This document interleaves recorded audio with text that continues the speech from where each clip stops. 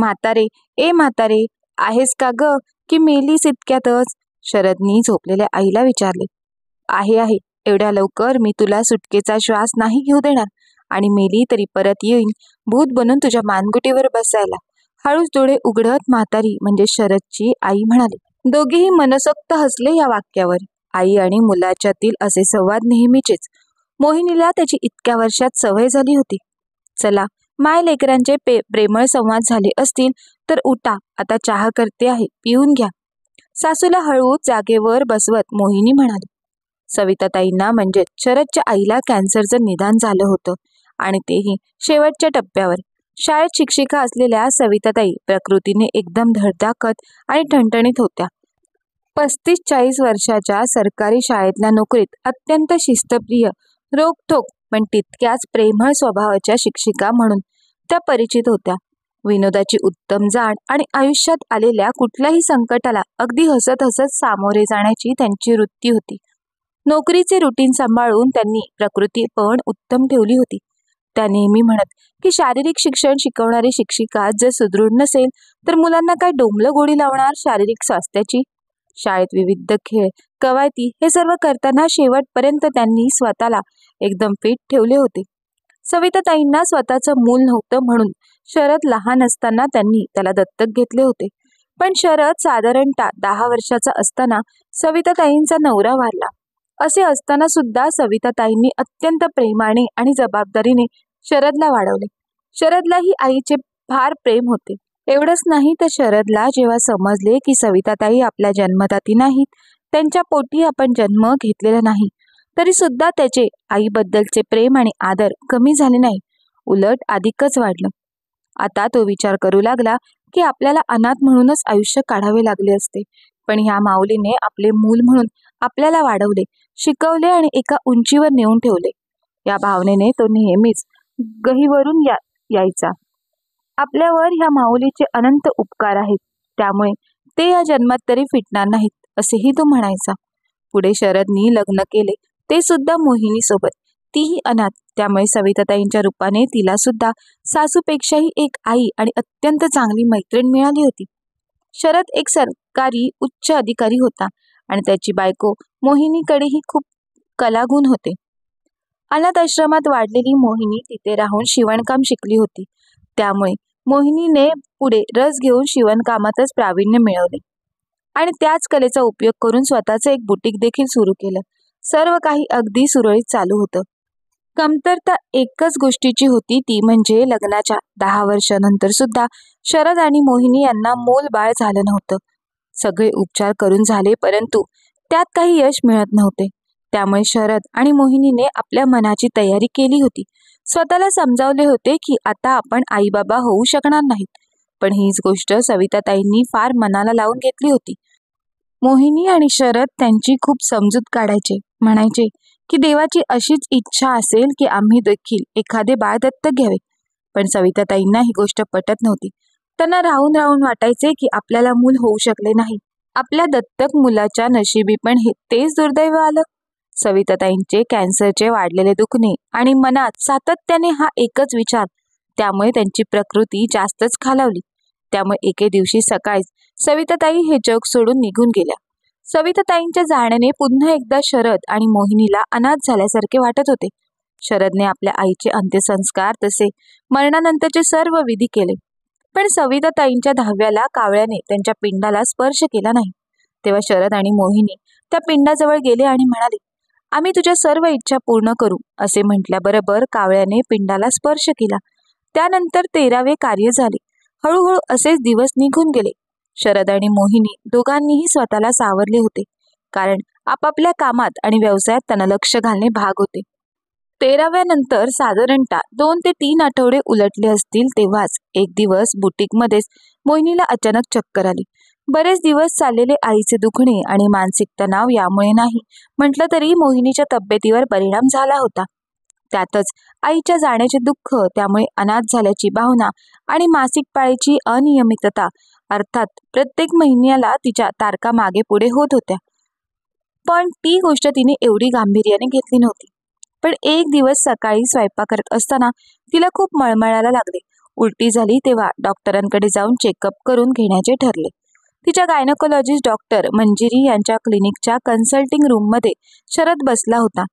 मोहिनीचं checkup करून आतल्या खोलीतून डॉक्टर मंजिरी मोहिनीला घेऊन बाहेर आल्या, पण त्यांच्या चेहऱ्यावर आश्चर्य दिसत होते. डॉक्टर, काही सिरियस तर नाही ना? शरदने त्यांच्या चेहऱ्यावरचे भाव पाहून त्यांना विचारले. त्यावर डॉक्टर मंजिरी म्हणाला, नाही नाही, सिरियस असे अजिबात काही नाही, पण मिरॅकल नक्कीच आहे. शी इज प्रेग्नेंट. आता तुम्ही दोघेही लवकरच आई बाबा होणार. डॉक्टर मंजिरी एका दमात या सर्व गोष्टी बोलून गेल्या, पण शरद आणि मोहिनी अविश्वासाने डॉक्टरांच्या चेहऱ्याकडे पाहत होते.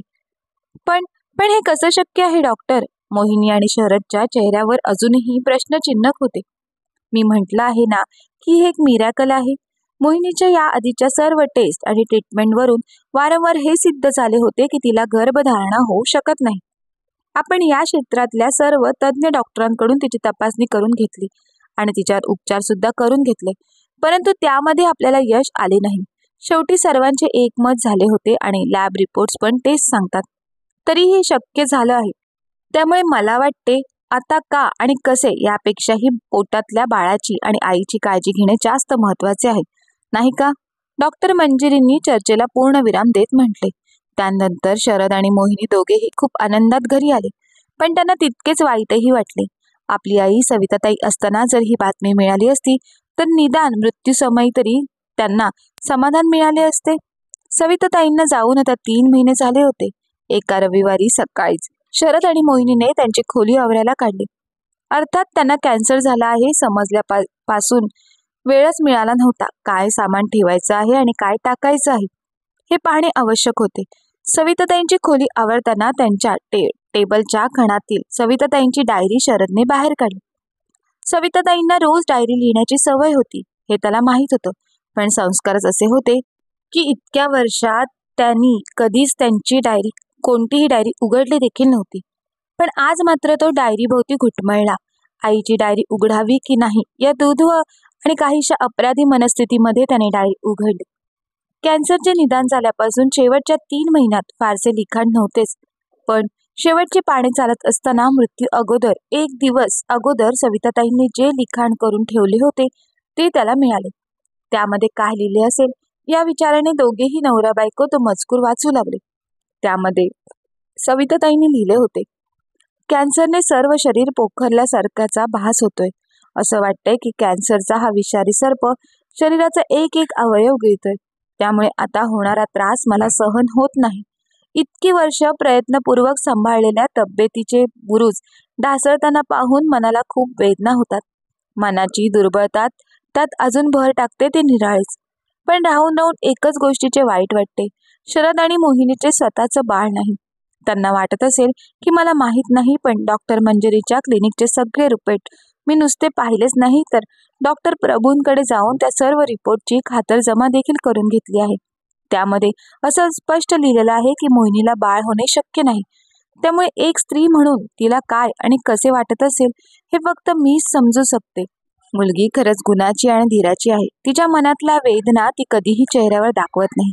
ती नेहमीच आनंदी राहण्याचा आटोकाट प्रयत्न करते. शरदलाही किती त्रास होत असेल याची मी फक्त कल्पनाच करू शकते. बाळ दत्तक घेणे यासारखे दुसरे पुण्य कर्म नाहीच, पण मी खरंच नशीबवान की मला शरद सारखा मुलगा मिळाला. त्याला सर्व सत्य समजून सुद्धा पोरगा कधीही बिथरला नाही किंवा कोणत्या वाईट मार्गाला लागला नाही. कदाचित माझ्या सख्ख्या मुलानेही कधी इतकं प्रेम मला दिलं नसतं. इतके प्रेम शरद आणि मोहिनीने मला दिलं आहे. खरंच गेल्या जन्मीचीच काहीतरी पुण्याई असावी, म्हणूनच इतकी चांगली लेकरं मला मिळाली. पण आता समोर पहिलं तीर दिसतोय.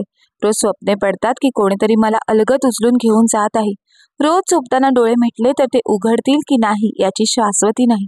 पण आजपर्यंत मला एवढं सर्व देणाऱ्या देवाकडे एकच मागणं, पुनर्जन्म चमत्कार वगैरे काही असलाच तर मला शरद आणि मोहिनीचे बाळ म्हणून जन्माला घाल रे देवा. हीच आता शेवटची इच्छा. अभिनंदन बाबा, घ्या आता तुमच्या मुलीला. अगदी खणखणीत आवाजात रडते आहे.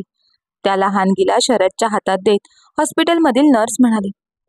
आश्चर्याची गोष्ट म्हणजे शरदने तिला आपल्या हातात घेताच तिचे रडणे थांबले. अरे वा, बाबांचा स्पर्श ओळखला सुद्धा लगेच. नर्सच्या या वाक्याने इतका वेळ थांबून ठेवलेला अश्रूंना शरदनी मोकळी वाट करून दिली. म्हातारे, ए म्हातारे, आलीस का ग? भूत बनून मानगुटीवर बसण्याचं माहीत नाही, पण मुलगी म्हणून डोक्यावर नक्कीच बसणार आहेस. मनसोक्त हसत मुलीला मोहिनीकडे देत शरद म्हणाला. एक क्षणच पण दोघांनाही बाळ झाल्याचा भास झाला. दोघांनीही मुलीच्या कपाळाचे चुंबन घेतले.